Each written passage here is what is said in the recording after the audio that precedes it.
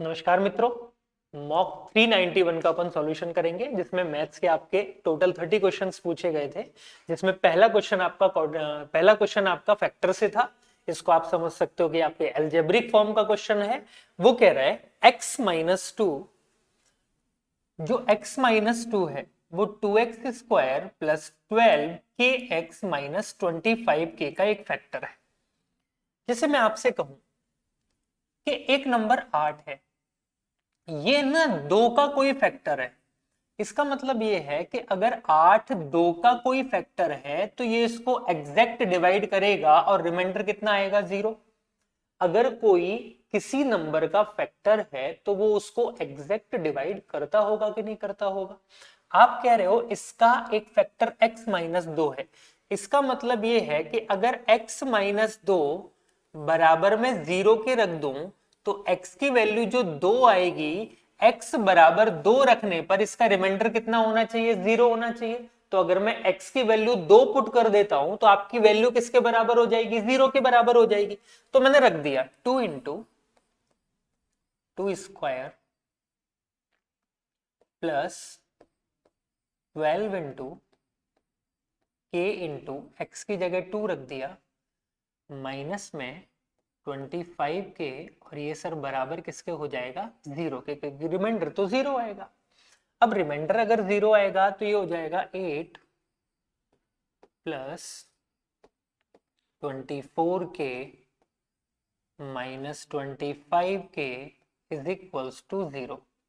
और आप कह सकते हो कि माइनस का जो k होगा वो माइनस के 8 के बराबर हो जाएगा and the value of k is equals to 8। तो k बराबर हमारा कितना निकल के आया, 8 निकल के आ गया। आई बात समझ में?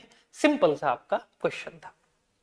सेकंड क्वेश्चन पे चलते हैं सर। उसने कहा निम्नलिखित में से कौन सी संख्या 49 टू दी पावर 15, ये पावर 15 यहाँ पे 49 टू दी पावर 15 माइनस 1 का भाजक है। मतलब वो कह रहा है कि इनमें से कौन सी वो संख्या होगी जो 49 टू दी पावर 15 माइनस 1 को पूरा पूरा डिवाइड कर देगी। करने के दो तरीके हैं। आपको पता होना चाहिए, एक फॉर्म होती है a to the power n minus a to the b to the power n, जहां पे n कोई ऑड नंबर होता है तो वो वैल्यू a माइनस b से एग्जैक्ट डिवाइड होती है। मैं तो कह रहा हूं कुछ भी याद करने की जरूरत नहीं है। ये कह रहा है 49 की पावर 15 है, इसमें से एक माइनस करना है और ये डिवाइड होनी चाहिए इनमें से किसी से। इसका मतलब अगर डिवाइड होनी चाहिए तो रिमाइंडर कितना आएगा, 0 आएगा। अगर कोई नंबर डिवाइड है तो रिमाइंडर कितना देता है, 0 देता है। चेक करके देख लेते हैं ना। और जब आप चेक करोगे ए बी सी डी को, और यहां जब सी की वैल्यू आप 8 पुट कर दोगे, मैं डायरेक्ट पुट करके बताता हूं क्योंकि सब जगह रिमाइंडर सेम नहीं आएगा। तो 8 से जब आप इसको काटोगे ना, 8 6 48, 8 6 48, 48 में रिमाइंडर कितना बचेगा, एक बचेगा। एक की पावर 15 कितना है, माइनस का 1 है। भाई आप कहोगे 1 प्लस का माइनस का 1 तो रिमाइंडर कितना दे रहा है, 0 दे रहा है, तो आपका आंसर कितना आ जाएगा, 0 आ जाएगा। आप कोई फॉर्मूला क्यों याद कर रहे हैं इसके लिए? अगर सवाल सीधा सा है कि 49 टू दी पावर 15 माइनस 1 को कौन सा नंबर डिवाइड कर देता है, तो वो नंबर जो एग्जैक्ट 0 रिमाइंडर देगा वो डिवाइड कर रहा होगा, तो अपना 8 निकल गया सीधा सीधा। चलिए सर आगे बढ़ते हैं थर्ड क्वेश्चन में। एक मिश्रण में अम्ल और पानी का अनुपात, अगर मैं एसिड और वाटर की बात करूं तो एसिड और वाटर का जो रेशो मेरे को दिया हुआ है वो कितना दे रखा है, 4:7। मतलब 4 क्वांटिटी अगर एसिड की है तो 7 क्वांटिटी किसकी होगी, वाटर की होगी। उस कह रहा है यदि इसमें से 10 लीटर पानी मिलाया जाता है तो आपने इसमें क्या किया, वाटर ऐड कर दिया। कितने लीटर वाटर ऐड कर दिया, 10 लीटर्स ऑफ वाटर, 10 लीटर पानी आपने ऐड कर दिया। 10 लीटर पानी ऐड करने से क्या हुआ, अम्ल और पानी का अनुपात 8:19 हो गया। एसिड की क्वांटिटी 8 हो गई और वाटर की क्वांटिटी कितनी हो गई, 19 हो गई। यार अब एक चीज हम यहाँ सीधी सीधी सी ये सीखते हैं, जो चीज मिलाई जाती है वो तो बढ़ जाएगी। एसिड और वाटर में आपने वाटर ऐड कर दिया तो वाटर की क्वांटिटी तो बढ़ गई, लेकिन अगर वाटर की क्वांटिटी बढ़ गई तो एसिड की क्वांटिटी पे तो कोई फर्क नहीं पड़ना चाहिए, जितना एसिड पहले था उतना ही एसिड अब होगा। इसका मतलब अगर अब 8 एसिड है तो पहले भी कितना था 8, दोनों को बराबर करने के लिए किससे मल्टीप्लाई किया जाएगा, दोनों को 2 से मल्टीप्लाई कर दिया जाएगा।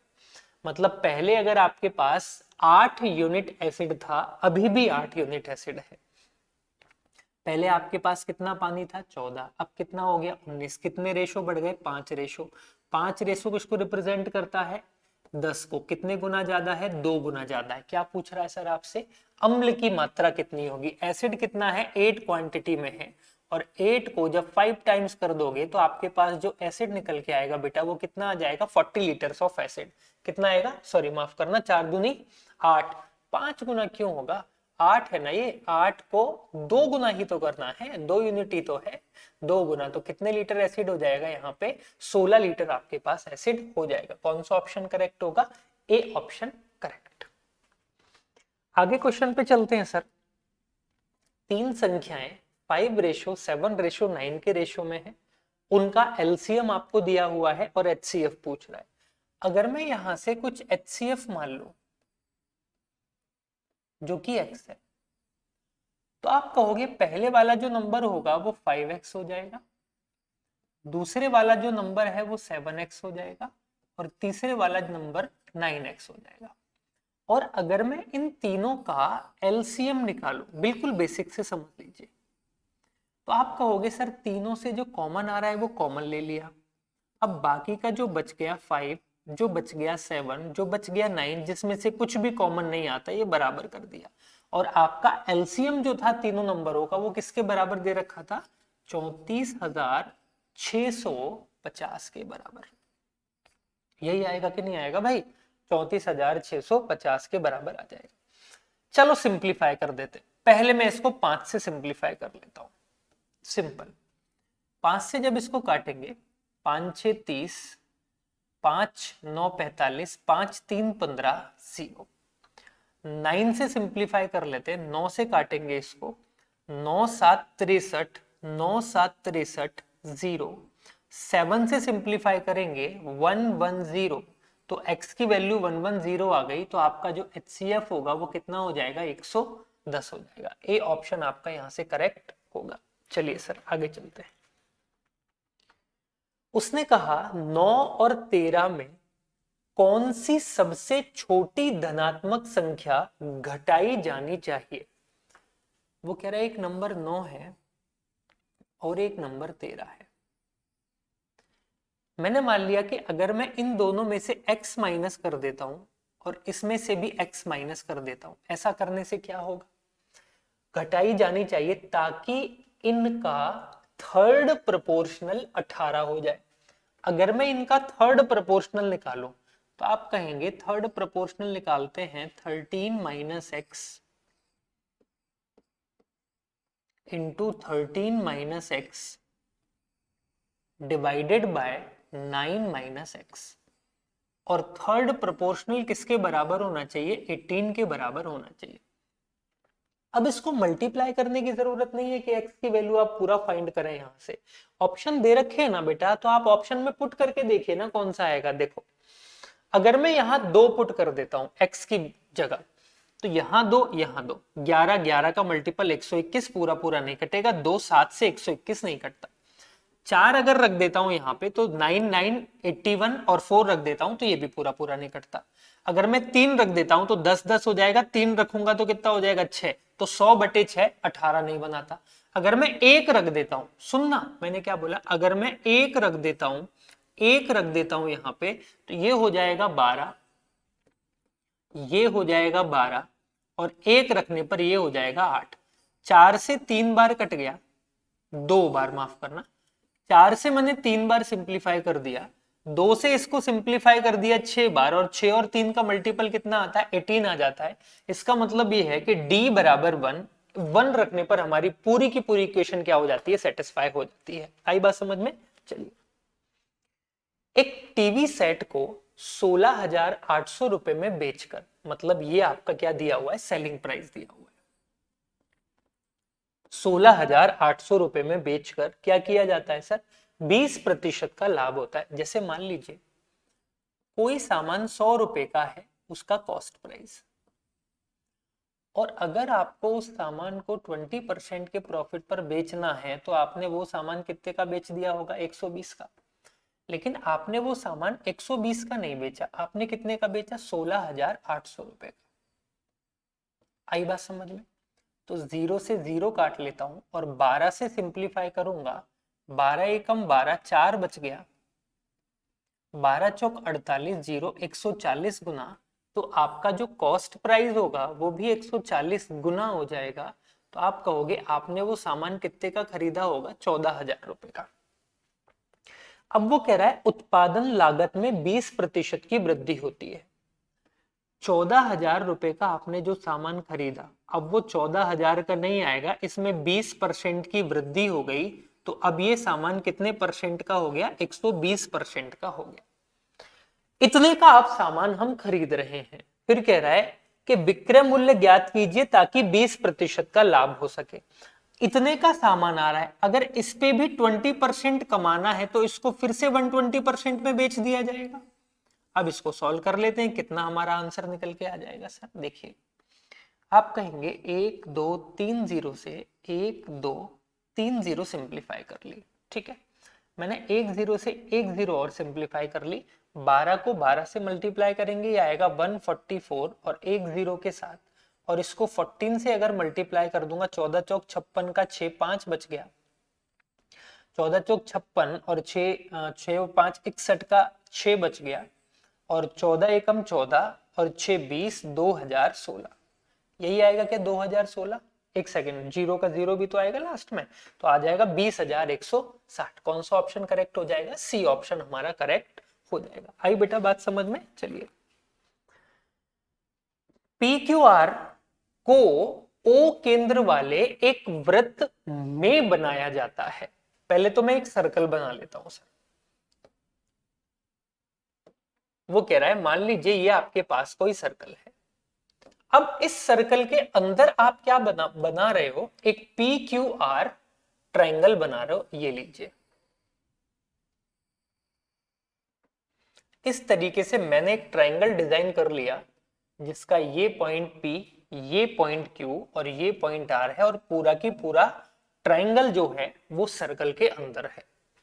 फिर कह रहा है PO और O इसका सेंटर है, तो मैंने मान लिया ये रहा O इसका सेंटर है, यहां पे इसको O ले लेते हैं। चलो, PO, P को अगर मैं O से मिला दूं, ये रहा PO, ये क्या काम कर रहा है सर, PO जो है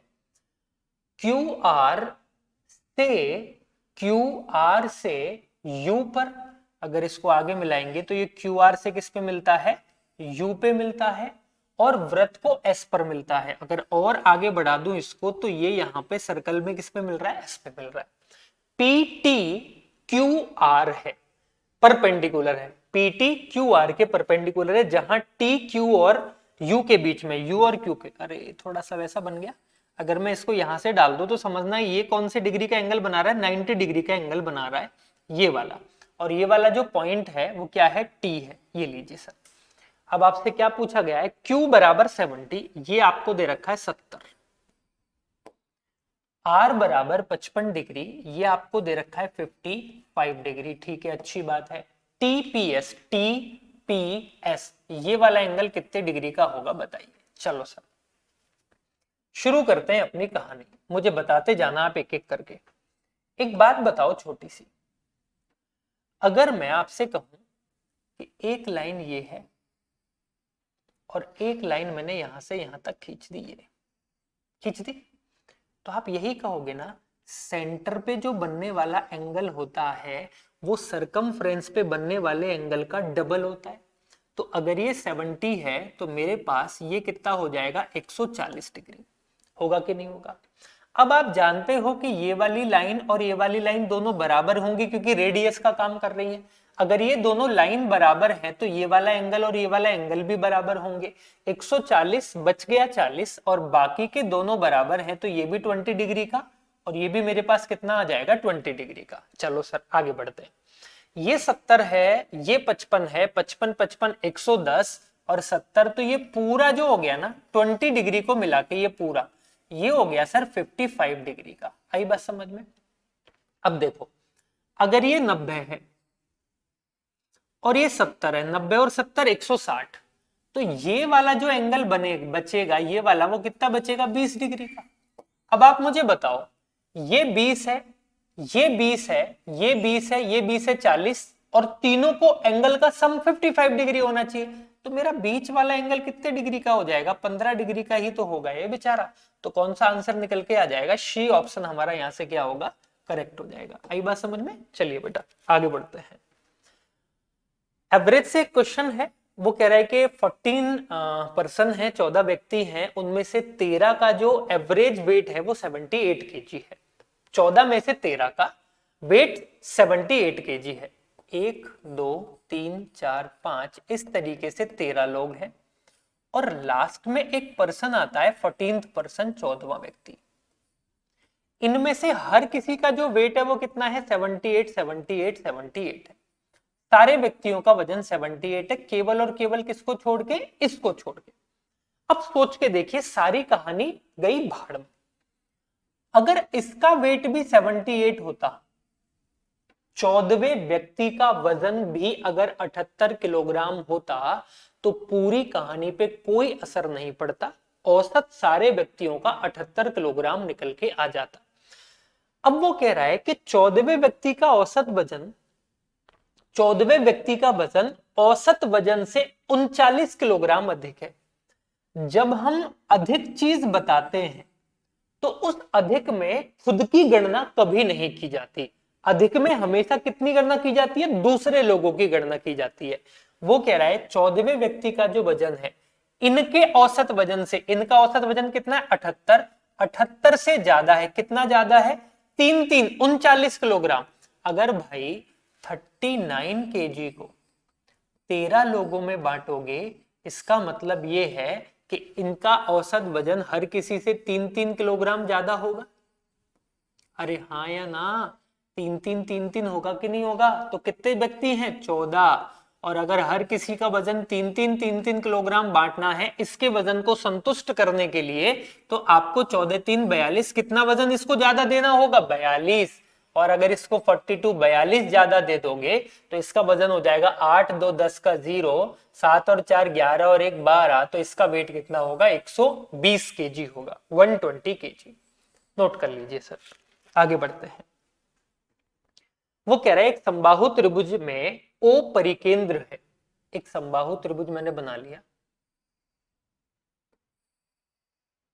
इसका ओ जो है वो सेंटर परिकेंद्र है, ठीक है, और नाम दे दिया इसको ए, इसको बी और इसको सी। समबाहु त्रिभुज है तो तीनों भुजाएं बराबर होंगी। वो कह रहा है डी बी सी का मध्य बिंदु है। ये वाला जो डी पॉइंट है ना, ये मिड पॉइंट है, तो मैं इसको दोनों को आपस में मिला देता हूं, ये लीजिए। वो कह रहा है इसका पेरीमीटर 72 है। 72 पेरीमीटर है, 3 भुजाओं का योग। इसका मतलब एक भुजा की लंबाई कितनी हो जाएगी? 24। एक भुजा की लंबाई होगी 24 और एक भुजा की लंबाई कितनी होगी? 24। आई बात समझ में? यार एक बात बताओ, यहां से और यहां तक ये इसके हाइट का काम करेगा कि नहीं करेगा? और आपको पता है जो हाइट होती है इक्विलेटरल ट्राइंगल की, वो होती है √3/2 इंटू ए। तो अगर मैं यहां से इसकी पूरी ऊंचाई निकाल लूं, तो इसकी जो पूरी ऊंचाई निकल के आएगी ना बेटा, वो कितनी निकल के आ जाएगी? वो मेरे पास निकल के आएगी 12√3। कहां से कहां तक? यहां से यहां तक 12√3 है। अब आपको पता है कि ये जो सेंटर है वो इस वाली लाइन को 2:1 के रेशो में डिवाइड करता है, क्योंकि इक्विलेटरल ट्राइंगल के लिए incentre, orthocentre, circumcentre, centroid सारे के सारे एक ही पॉइंट पे होते हैं, 2:1 के अनुपात में। इसका मतलब अगर टोटल लेंथ 3 है तो इसका पोर्शन कितना होगा? 1/3 होगा। तो 12√3 में से इसका जो पोर्शन होगा वो 1/3 1/3 हो जाएगा। 1/3 1/3 होगा, तो आप कह सकते हो इसका आंसर कितना आएगा? 4√3। क्या आ जाएगा? 4√3। वो मिस्टेक हो गई इसमें थोड़ी सी, 4√3 आपका आंसर आएगा, ठीक है। चलो 15,000 रुपए की राशि को 3 वर्षों के लिए 4%, 5% और 6% प्रति वर्ष की दर से पहले वर्ष, दूसरे वर्ष और तीसरे वर्ष के लिए वार्षिक रूप से संयोजित किया जाता है। वो कह रहा है कि उधार दिया जाता है तो 3 वर्षों के लिए चक्रवृद्धि ब्याज कितना होगा। वो कह रहा है पहले साल आपकी रेट ऑफ इंटरेस्ट 4%, दूसरे साल आपकी रेट ऑफ इंटरेस्ट 5% और तीसरे साल आपकी रेट ऑफ इंटरेस्ट कितनी होगी 6। तो इन 3 सालों से मुझे टोटल इंटरेस्ट कितना मिलेगा वो मैं निकाल लेता हूं पहले इन दोनों का। तो आप कहोगे x plus y plus x into y upon 100। तो आप कह सकते हो ये हो जाएगा 9.2% पहले 2 साल का इंटरेस्ट। अब इसको अगर 6% के साथ और आगे बढ़ा दिया जाए तो आप कहेंगे 9.2 plus 6 plus 9.2 into 6 divided by 100। यही होगा कि नहीं होगा भाई? तो आप इसको सीधा सीधा सा क्या कर लीजिएगा, आप इसको एक सेकंड रुकिए, आप इसको सीधा सीधा कर लेना बेटा यहां से कि आप कहोगे ये हो जाएगा 9 और 6 15, 15.2 प्लस में मैं मल्टीप्लाई कर लेता हूं 6 दूनी 12 का 2। ठीक है, पहले पॉइंट हटा के नीचे 0 लिख लेता हूं ताकि आपको दिक्कत ना है। 6 दूनी 12 का 2 1 बचा, 9 1 54 55 55।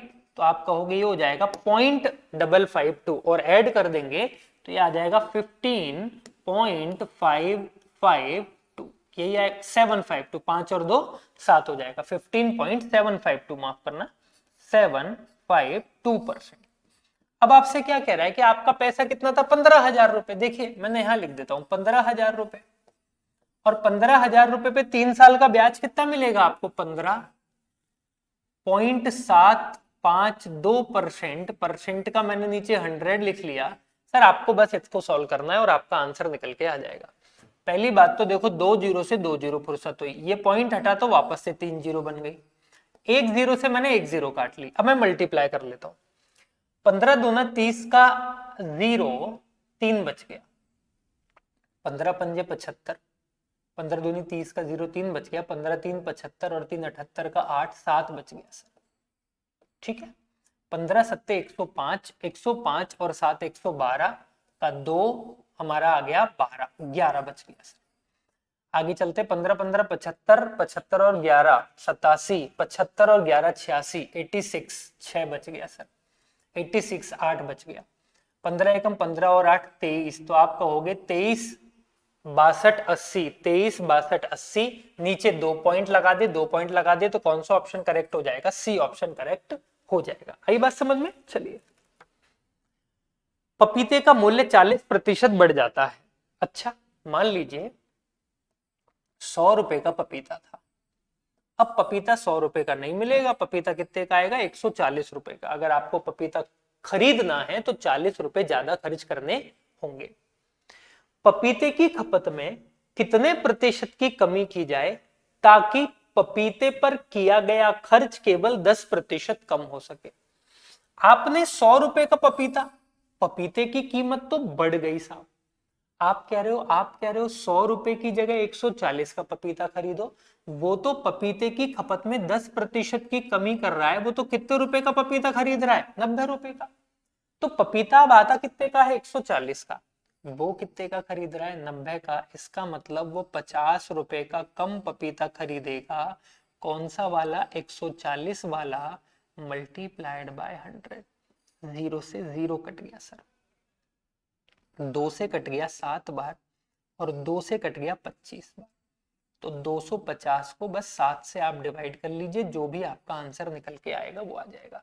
7 या 21, बच गया 4, 7 चौक 28, 7 पंजे 35, बच गया 5, 7 7 और 49, 37, 35.7% आपका आंसर कौन से ऑप्शन में दिख रहा है?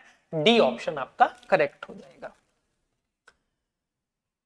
नेक्स्ट क्वेश्चन है सर आपका 42, ट्रिग्नोमेट्री से tan a/2 is equals to x, then find the value of x। अब यार देखो सीधी सी बात है, इसको करने को हम बहुत सारे तरीके से कर सकते हैं। दूसरा तरीका ये है कि x की वैल्यू अगर मैं यहाँ पे फाइंड करना चाहता हूं तो मुझे a की वैल्यू कुछ पुट करनी पड़ेगी, और जितनी x की वैल्यू यहां से आएगी उतनी किसी ऑप्शन से अगर निकल के आ गई तो वही ऑप्शन हमारा क्या होगा, करेक्ट हो जाएगा। तो मैंने क्या किया, a बराबर 60 पुट करके देख लिया। आप 30 पुट कर देते तो 30 का आधा 15 हो जाता, फिर 10 15 की वैल्यू आपने निकालने में दिक्कत आती। तो इसलिए मैंने क्या पुट कर दिया, 60 पुट कर दिया। अगर मैं 60 पुट कर दूं तो आप कहेंगे 10 30 degree is equals to x, और x की जो वैल्यू होगी वो किसके बराबर हो जाएगी, 1/√3 के।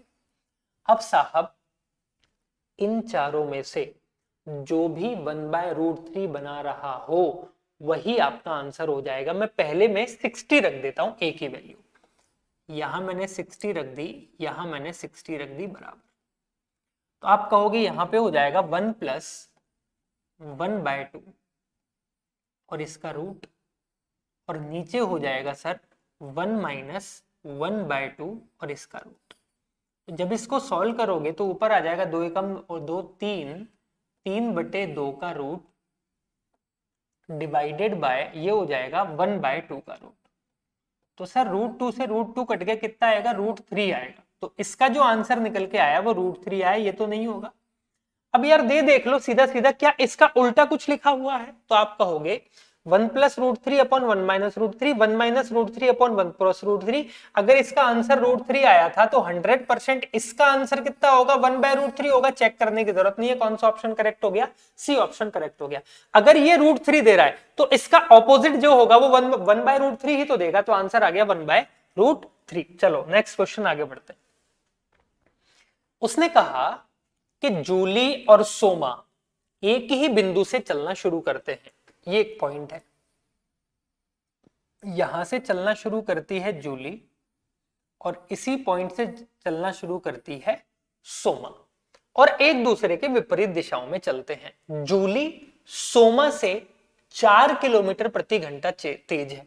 अगर सोमा की स्पीड x किलोमीटर प्रति घंटा है तो जो जूली की स्पीड होगी वो x + 4 किलोमीटर पर आवर निकल के आ जाएगी। अच्छी बात है, आगे चलो। जूली 4 घंटे बाद 40 किलोमीटर दूरी पर है। 4 घंटे बाद इन दोनों के बीच का जो गैप है वो कितना हो गया, 40 किलोमीटर। तो एक बात बता दो सर, जब ये दोनों विपरीत दिशाओं में चलेंगी तो सापेक्ष चाल से चलेंगी, क्योंकि चलने का समय एक ही होगा अगर एक ही पॉइंट से चल रही हैं।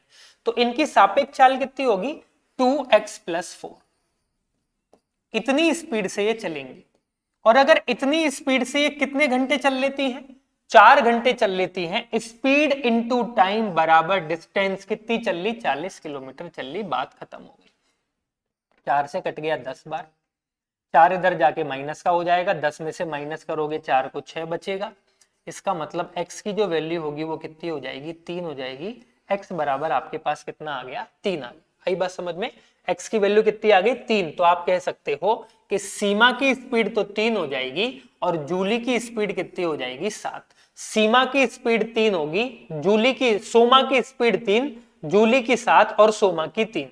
जूली की 7 और सोमा की 3। कौन सा ऑप्शन करेक्ट होगा, ए ऑप्शन आपका यहां से करेक्ट हो जाएगा। त्रिभुज PQR की 3 भुजाएं बराबर हैं। एक ट्रायंगल बना लिया मैंने और इसको नाम दे दिया P, इसको नाम दे दिया Q और इसको नाम दे दिया R। इसका मतलब इक्विलेटरल ट्रायंगल हो गया, समबाहु।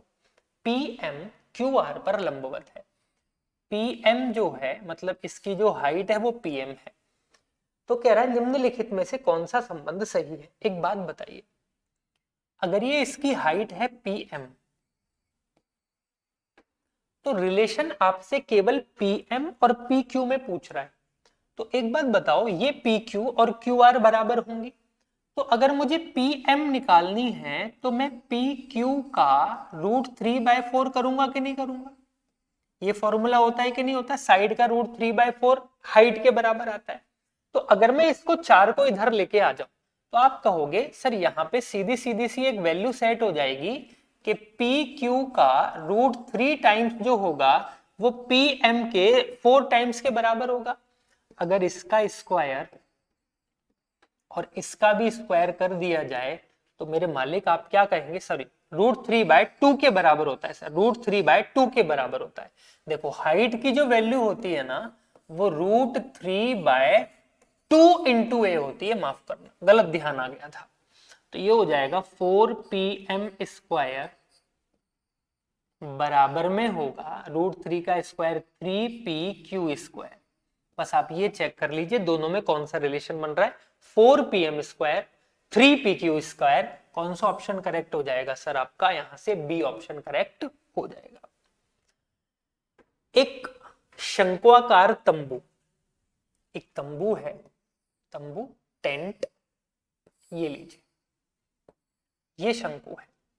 फिर कह रहा है कि 15 व्यक्तियों को रहने के लिए बनाया गया है, नीचे रहेंगे गोलाकार आकृति में, प्रत्येक व्यक्ति के पास 5 वर्ग मीटर जमीन है।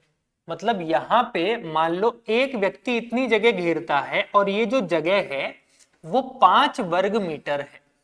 तो आप कह रहे हो कि टोटल 15 व्यक्ति हैं, एक 5 जगह घेर रहा है, तो टोटल व्यक्तियों ने कितनी जगह घेरी होगी, 75 वर्ग मीटर। तो आप कहोगे कि ये वाला जो एरिया निकल के आ जाएगा जहां व्यक्ति रह रहे हैं, ये कितना एरिया घेर के बैठे हैं, 75। और ये होता क्या है, अगर इसकी रेडियस में r मान लू तो πr², और πr² की वैल्यू कितनी हो जाएगी, 75 होगी कि नहीं होगी। सांस लेने के लिए 30 घन मीटर हवा होनी चाहिए। अगर एक आदमी के लिए यहाँ पे सांसों की गिनती 30 घन मीटर के एरिया में है और 15 व्यक्ति हैं, इसका मतलब आपका तंबू का जो आयतन होगा जिसमें हवा भरी हुई होगी, ऑक्सीजन भरी हुई होगी, वो 450 होगा, होगा कि नहीं होगा। अब आप कहते हो कि सर वॉल्यूम बराबर होता है 1/3 इंटू πr² इंटू h, यही होता है कि नहीं होता। तो शंकु की ऊंचाई पूछ रहा है, वॉल्यूम कितना है 450, 1/3 πr² की वैल्यू सीधी मैंने रख दी कितनी, 75 गुणा में h, 15 पंजे 75, 15 3 45, 0, 5 से कट गया 6 बार, 6 तिया 18, इसका मतलब ये है कि ऊंचाई कितनी हो जाएगी उसकी, 18 हो जाएगी। ये लीजिए सर, नेक्स्ट क्वेश्चन आपकी स्क्रीन पर है।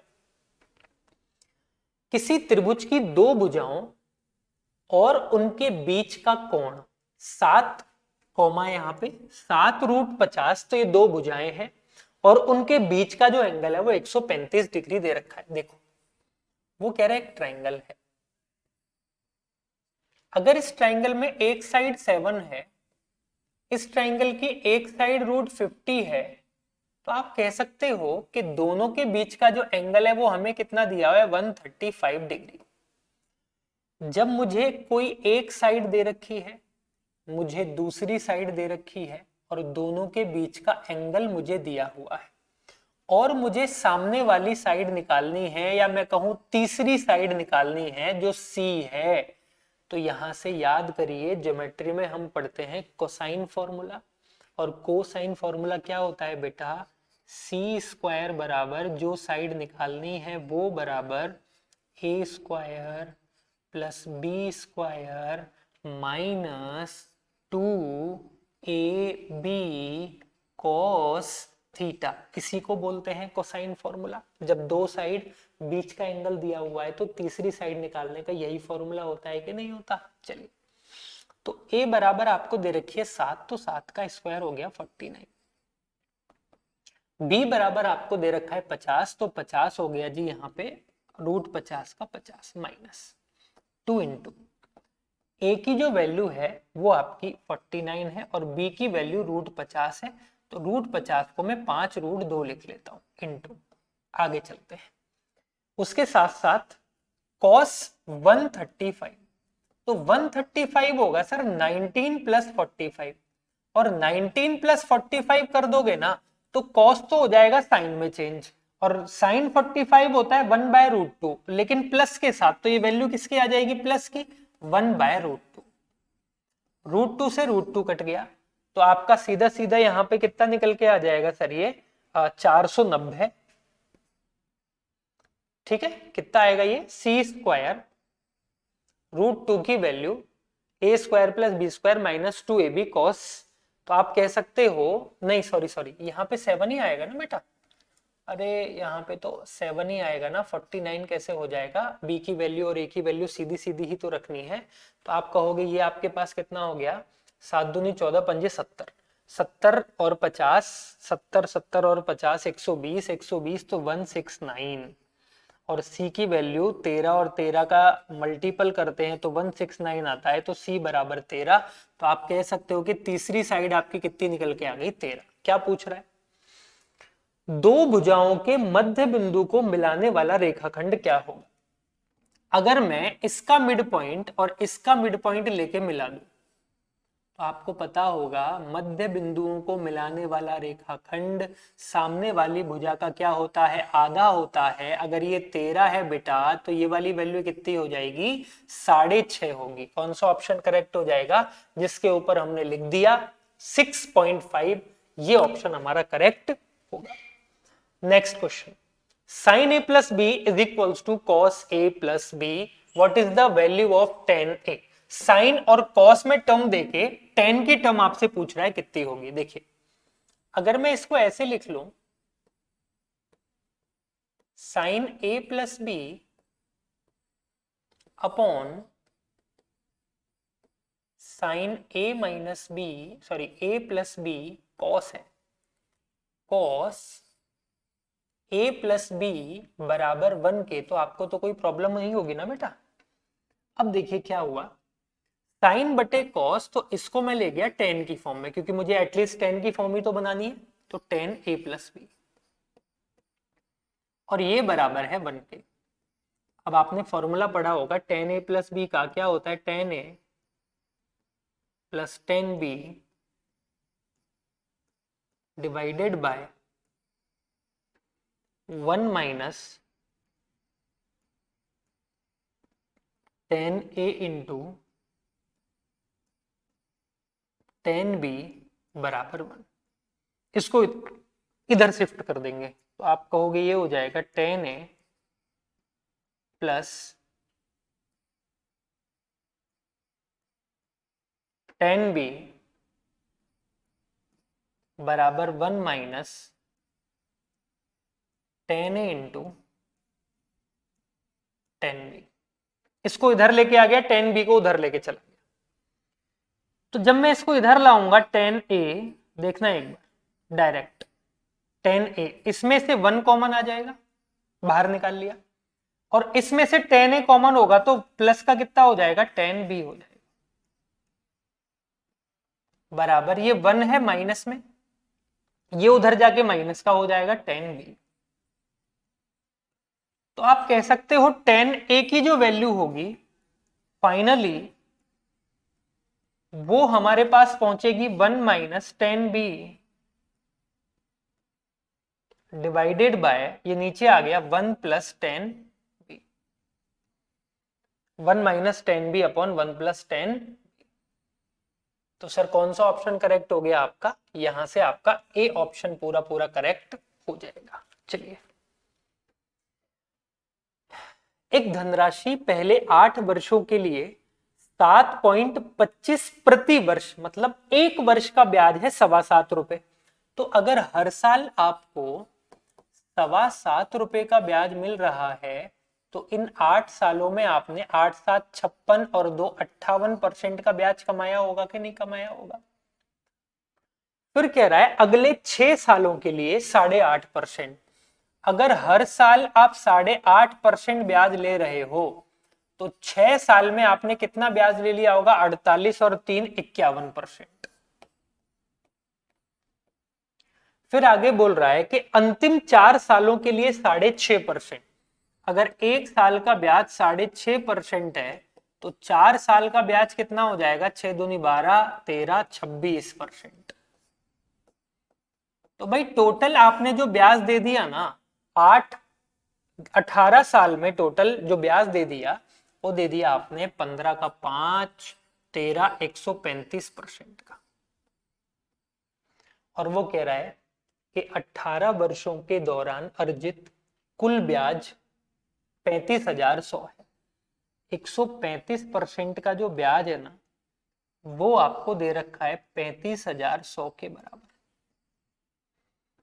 तो सर 1% की, या अगर मैं कहूं आपसे सीधा 100% की वैल्यू निकालो कि प्रिंसिपल आपका कितना रहा होगा, 35,100 डिवाइडेड बाय 135 इंटू 100, ये आ जाएगी सर आपकी वैल्यू। इसको कर लेते हैं पहले सॉल्व। देखो सीधा सीधा अगर मैं इसको काटने की कोशिश करूं तो 45 से कट जाएगा वैसे तो, पर इसको छोटा कर लेते हैं। 5 3 8 और 1 9, 9 से काट लेता हूँ। 9 एकम 9, 5 45, और 9 से जब मैं इसको काटूंगा तो 9 तिया 27, 27, 8 बच गया, 9 नाम 81 और 0, यही आएगा कि नहीं आएगा? कुछ गड़बड़ तो नहीं कर दी? 9 से अगर मैं इसको काटता हूँ, 9 तिया 27 बच गया 8, 9 नाम 81, 2 0 आएंगे सर।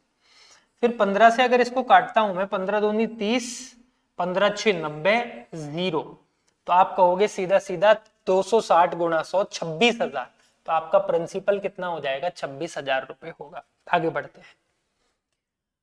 गलती से 702 रुपए को राम, रमेश और नरेश के बीच 1/3, 1/4, 1/6 के अनुपात में बांट दिया। देखो क्या हुआ, कुछ पैसा राम को देना था, कुछ पैसा रमेश को देना था, और कुछ पैसा आपको किसको देना था साहब? नरेश को। और इनको जो पैसा देना था वो 1/3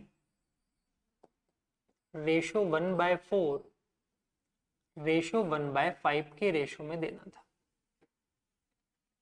1/6 के रेशो में देना था। और पैसा बटेगा कितना? 702 रुपए। अगर आप 702 रुपए को इस फ्रैक्शन में बांट सकते हो तो बांट दीजिए, नहीं तो इनको अगर सिंप्लीफाई करना चाहते हो तो मैंने क्या किया, इन तीनों को 12 से मल्टीप्लाई कर लिया ताकि थोड़ा छोटा तो हो जाए भाई मेरा मामला। तब पता चला कि 4 रुपए यहां देने हैं, 3 रुपए यहां देने हैं, 2 रुपए यहां देने हैं। 4 3 7 और 2 9 रुपया, और 9 रुपए की वैल्यू बांटने के लिए कितनी दे रखी है? 702 रुपए, यही दे रखी है। तो 9 से इसको काट लूंगा मैं, कितनी बार कट जाएगा? 9 7 63, 63, 7 बच गया, 9 8 72, कितने गुना हो गया? 78 गुना आपका पैसा हो गया। तो इसका मतलब इन तीनों को जो पैसा मिलेगा 78 टाइम्स मिलेगा, इसको जो पैसा मिलेगा वो भी 78 टाइम्स मिलेगा, और इसको जो पैसा मिलेगा वो भी 78 टाइम्स मिल रहा होगा। तो मैं अगर पता करूं किसको कितना कितना मिलेगा, तो आप कहोगे ये हो जाएगा 8 चौक 32 का 2 बच गया 3, 7 चौक 28 और 3 31, 312 रुपए मिलेंगे इन भाई साहब को। इसको जब मल्टीप्लाई कर दोगे तो ये हो जाएगा 8 तिया 24 का 4, 3 बच गया, 7 तिया 21 और 3 24, 244 मिलेंगे इन भाई साहब को। यहां जब करोगे सी को 8 दूनी 16 का 6, 1 बच गया, 7 दूनी 14 और 1 15, 156 रुपए किसको मिलेंगे? सी को मिलेंगे। सबसे कम पैसा सी को मिल रहा है। फिर कह रहा है कि इसके बजाय 3 4 और 6 के अनुपात में बांट दिया। एक को 3 रुपए दे दिए, एक को 4 रुपए दे दिए, और एक को 6 रुपए दे दिए, लेकिन अब जो पैसा बचा वो कितना बचा? 13। लेकिन बटना तो 13 नहीं था, बटना तो 702 रुपए था। तो आप कहोगे 13 पंजे 65, कितना बच गया? 5, 13 चौक 52, 54 गुना ज्यादा पैसा। तो इसको भी 54 टाइम्स मिला होगा, इसको भी 54 टाइम्स मिला होगा, इसको भी 54 टाइम्स मिला होगा। तो आप कहोगे कि सर ये वैल्यू तो क्या निकल के आ रही है? 5 या 15, 150 के आसपास, इससे कम है, इसको तो फायदा नहीं हुआ। ये 200 के आसपास, इससे कम है, इसको भी फायदा नहीं हुआ। तो आप कहोगे 156, सी को मिलना था 156 रुपए, और उसको दे कितना दिया साहब हमने? उसको दे दिया 6 पंजे 30 और 6 चौक 24, 6 चौक 24 का 4, 2 बच गया, 6 पंजे 30 और 2 32, 324 रुपए। कितना फायदा हो गया जरा कैलकुलेट करके बताना। तो 14 में से 6 माइनस करोगे 8 बचेगा, 11 में से 5 माइनस करोगे 6 बचेगा, और एक तो नरेश को सबसे ज्यादा फायदा हुआ, वो भी कितने रुपए का? 168 रुपए का। चलिए 500 और 900 दोनों के सहित ऐसी कितनी संख्याएं हैं जो 12 से, 15 से, 20 से और 30 से पूरी पूरी कट जाती है? अगर कोई संख्या 12 से, अगर कोई संख्या 20 से, अगर कोई संख्या 15 से, और अगर कोई संख्या 30 से कट रही है, तो इन चारों का एलसीएम वो संख्या 60 से तो कटती ही कटती होगी। अगर वो संख्या 60 से कटती है तभी वो संख्या इन चारों से कट सकती है, अदरवाइज नहीं कटेगी। आई ना मेरी बात समझ में? चलो सर आगे बढ़ते हैं। तो आप कहोगे 500 और 900 के बीच ऐसी कितनी संख्याएं हैं? सबसे पहले 500 से आगे वो कौन सी संख्या होगी जो 60 से कटेगी? 5 वाली लाइन में कौन सी संख्या है जो 6 से कट जाती है? 54 है। तो इसका मतलब 540 जो है वो कटेगी। अब 60 से कटने के लिए 60 जोड़ दीजिए। 60 जोड़ोगे तो कितना हो जाएगा? 600। अरे बोलो। फिर 60 जोड़ोगे तो कितना होगा? 680। और फिर 60 जोड़ दोगे तो कितना हो जाएगा हमारे पास? यहाँ पे 60 जोड़ेंगे तो 740। और फिर 60 जोड़ देंगे तो हमारे पास कितना हो जाएगा? 820। और फिर 60 जोड़ देंगे तो कितना हो जाएगा? नहीं, अगर मैं वापस से 60 जोड़ता हूं इसमें तो ये कितना होगा मेरे पास? 740। पहले 540 था, कट रहा है ना पूरा पूरा। फिर इसमें 60 जोड़ दिया तो कितना हो गया सर? 600। फिर 600 में 60 जोड़ दिया तो 660 होगा ना रे? 660। फिर 60 जोड़ेंगे तो कितना होगा? 720। फिर 60 जोड़ेंगे तो कितना होगा? 780। फिर 60 जोड़ेंगे तो कितना होगा? 840। और फिर 60 जोड़ेंगे तो कितना होगा? 900। इसका मतलब ये संख्याएं कटेंगी 500 से लेके 900 के बीच में। 1 2 3 4 5 6 7, टोटल 7 संख्याएं कट जाएंगी। नेक्स्ट, एक टेप रिकॉर्डर के निर्माण लागत 3500 रुपए है। कॉस्ट प्राइस दे रखा है आपको कितना? 3500 रुपए। निर्माण अंकित मूल्य लागत मूल्य से 30% अधिक किया। अगर आपका कॉस्ट प्राइस 100 रुपए है तो आपने उसका जो मार्क प्राइस है वो कितना लिख दिया होगा? 130 रुपए। ये लीजिए। फिर बोल रहा है कि इस पर 5% लाभ मिल सके तो कितनी छूट दी जाए? अगर 5% का लाभ कमाना है तो लाभ तो कॉस्ट प्राइस पे कमाया जाता है। 100 रुपए के आइटम को आप किस पे बेचोगे? 105 पे। इसका मतलब 130 का आइटम कितने का चला गया? 105 का।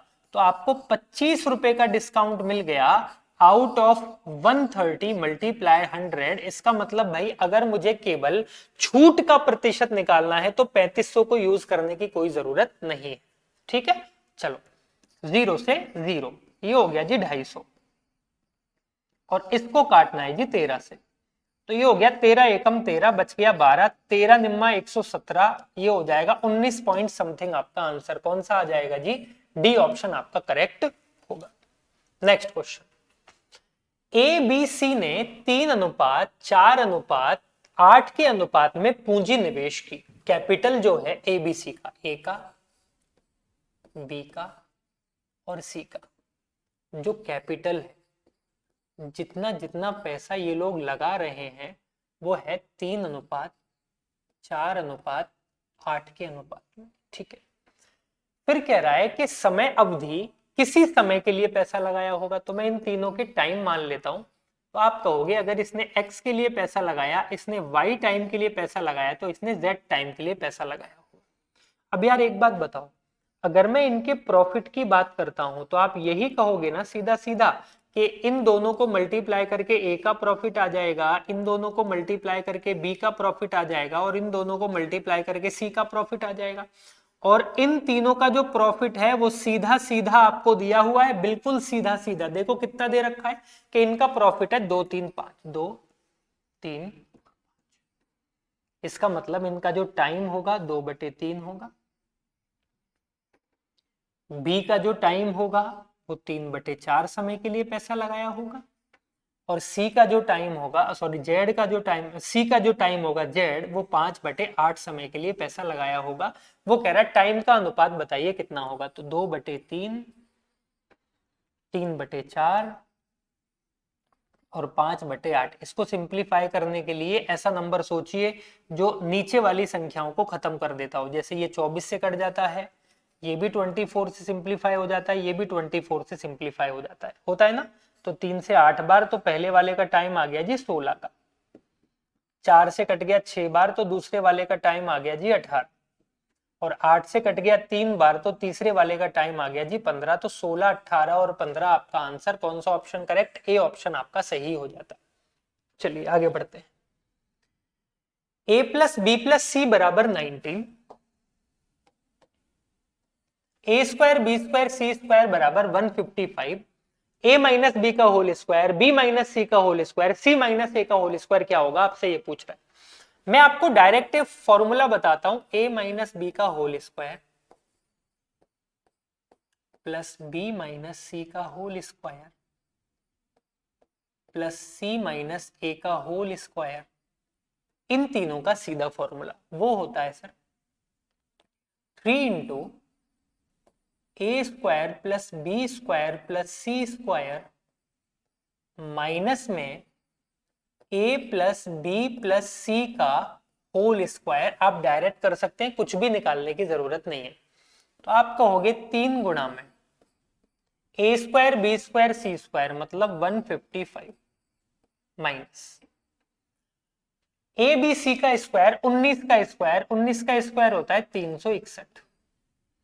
जब माइनस कर देंगे इसमें से तो ये आ जाएगा सर हमारे पास 5 तिया 15 का 5 एक बच गया, 5 तिया 15 और एक 16, 3 एकम 3 और एक 4, 465 और 465 में से माइनस करना है 361। तो आपका आंसर जो आएगा वो आ जाएगा जी 104। दोनों का जो डिफरेंस होगा वो 104 के बराबर होगा। आगे बढ़ते हैं। उसने कहा राजू और अकबर को कंप्यूटर पर 32 पेज और 48 पेज टाइप करने हैं, जिनको करने में 4 घंटे और 6 घंटे लगते हैं। क्वेश्चन को पढ़ के ये सोचना कि ये क्वेश्चन टाइम एंड वर्क के MDH मेथड से है, ये थोड़ा सा कठिन था, बाकी सवाल बड़ा आसान है। आप कहोगे राजू जो है वो कितने घंटे काम करता है साहब, 4 घंटे काम करता है और 4 घंटे में काम करके कितने पेज टाइप कर लेता है, 32। अकबर है जो कितने पेज टाइप कर पाता है, अकबर 6 घंटे काम करता है और कितने पेज टाइप कर लेता है, 48। अब वो कह रहा है कि अगर राजू और अकबर दोनों एक साथ काम करें तो वो कितना टाइम लेंगे 256 पेजों की एक बुकलेट तैयार करने में। 256 पेज अगर उनको टाइप करने हैं तो दोनों मिलके कितना टाइम लेंगे। तो MDH मेथड लगाने के लिए हम क्या करते थे, पहले इन दोनों को बराबर करके इनकी एफिशिएंसी निकाला करते थे। याद है कि नहीं है आपको एफिशिएंसी? तो आप कहोगे सर जब एफिशिएंसी निकालेंगे ना तो ये 4 से कट जाएगा 8 बार और ये 6 से कट जाएगा 8 बार, 8 से 8 कट जाएगा। तो आप कह सकते हो कि राजू और अकबर दोनों की एफिशिएंसी आपस में क्या हो जाएंगी, बराबर बराबर हो जाएंगी। और दोनों की एफिशिएंसी में कितनी मान लेता हूं, 1 मान लेता हूं। अगर मैं इन दोनों को बराबर कर दूं, मैंने अकबर की जगह 1 रख दिया, मैंने राजू की जगह भी 1 रख दिया, तो अकबर की जगह 1 राजू की जगह 1, तो कितना काम कर रहे हैं, 2 काम कर रहे हैं, x 256। चलिए सर, तो 6 से जब इसको काटा जाएगा तो ये कट जाएगा सर हमारे पास 8 और 2 से जब इसको काट देंगे तो ये कट जाएगा 128 और 8 से जब इसको काट देंगे 8 एकम 8, 8 6 48, तो x की वैल्यू कितनी आ जाएगी, 16 आ जाएगी। आई मेरी बात समझ में, कितनी आ जाएगी आपकी, 16। 8 एकम 8 बच गया 4, 8 6 48, x की वैल्यू कितनी आ गई, 16। कौन सा ऑप्शन करेक्ट हो गया, ए ऑप्शन आपका करेक्ट हो जाएगा। सर इसमें पता करना है कौन सी फ्रैक्शन छोटी है कौन सी फ्रैक्शन बड़ी है। तो पहली बात तो देखो, छोटा बड़ा पता करने के लिए क्रॉस मल्टीप्लाई सबसे अच्छा मेथड होता है, पेन चलाने की भी जरूरत नहीं होती। तो आप कहोगे अगर मैं इन दोनों में देखो 11 8 88 और 9 6 54, तो ये तो छोटा हो गया, 88 बड़ा है। फिर इन दोनों में देखेंगे 9 8 72, 9 4 36, ये छोटा हो गया, ये बड़ा आ गया।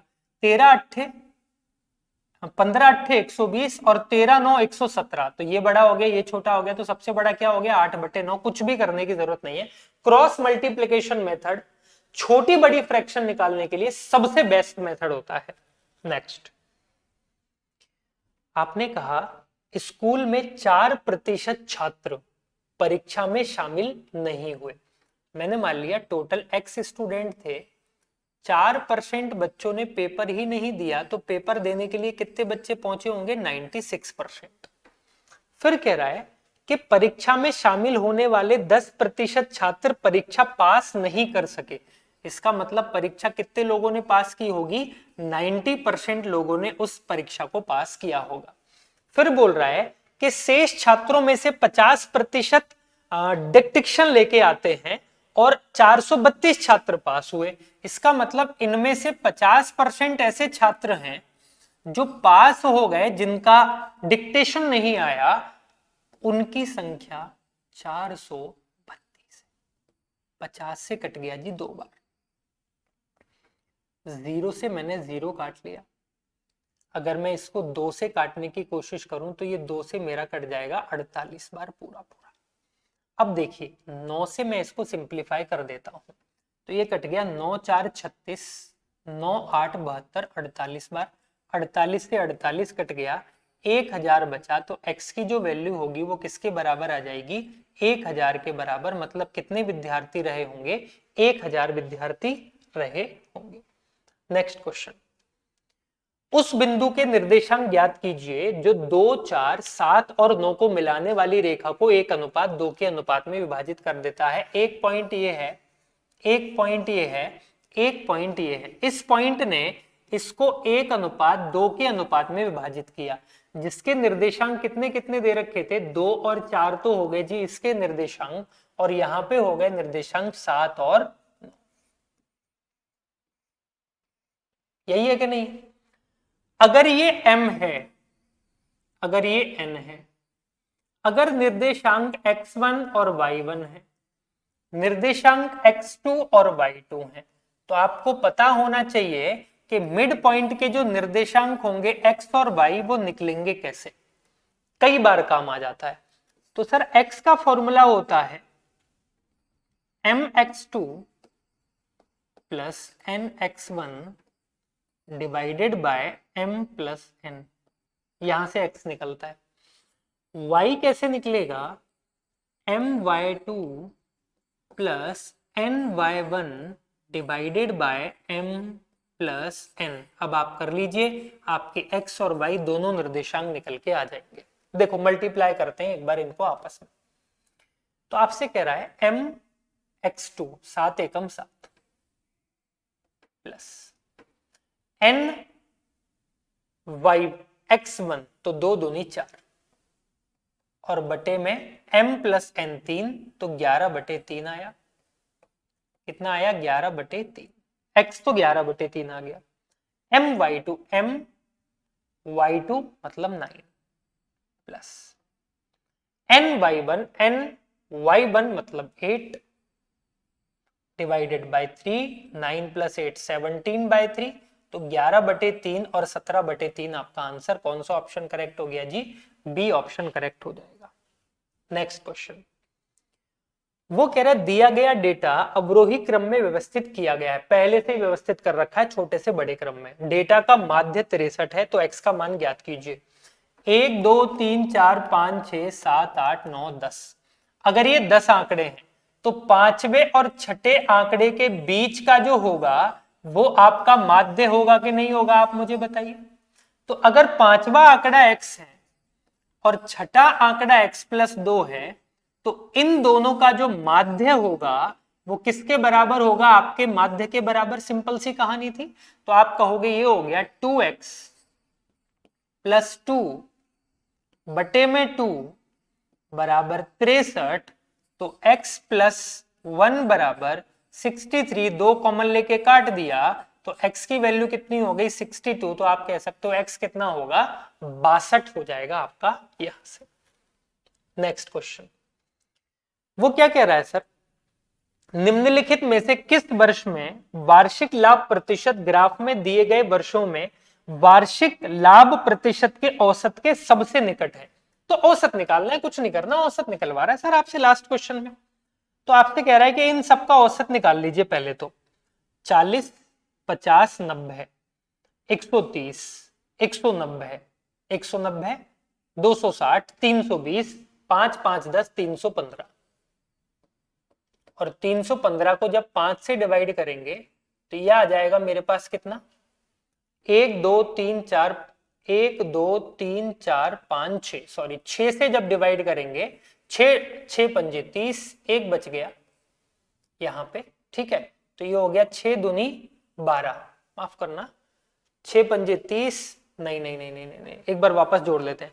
4 9, 90, 130, 130 और 60, 190, 130 और 60, 190, 190 में 70 जोड़ेंगे कितना आएगा साहब? 190 और 70, 260, 200 और 60 और 60, 320, 300 और 20 और 15, 345, वही तो 345। अब इसके 6 डाटा हैं, तो 6 पंजे 30, बच गया 4, आप कहोगे कितना? 345, 1 2 3 4 5 6, 6 पंजे 45, 6 पंजे 30, 4 बच गया, 6 सत्ते 42, 57 के नजदीक कौन सा आ रहा है? 55 सबसे नजदीक है, तो कौन सा ऑप्शन करेक्ट होगा? 55। 2008 का आंकड़ा हमारा आंसर आ जाएगा। आई मेरी बात समझ में? इसमें कुछ जोड़ने में गलती हो गई तो आप एक बार चेक कर लीजिएगा कितना आएगा, लेकिन आपका आंसर 2008 सबसे नजदीक यही आएगा। एवरेज है, एवरेज थोड़ा आगे पीछे हो सकता है, उसमें टेंशन लेने की आपको कोई जरूरत नहीं है। सबसे एवरेज के नजदीक 55 आ रहा है जो 2008 में है। 2008 का डाटा आपके आंकड़े का बिल्कुल सही था। आई बात बेटा समझ में? तो ये आपका रेस 391 का सॉल्यूशन था। किसी क्वेश्चन में अगर डाउट होता है तो उसको दूसरी बार भी रिपीट करके आप दे सकते हैं। ठीक है, आज के लिए इतना ही, अगले सेशन में फिर मिलते हैं। बहुत बहुत धन्यवाद, नमस्कार।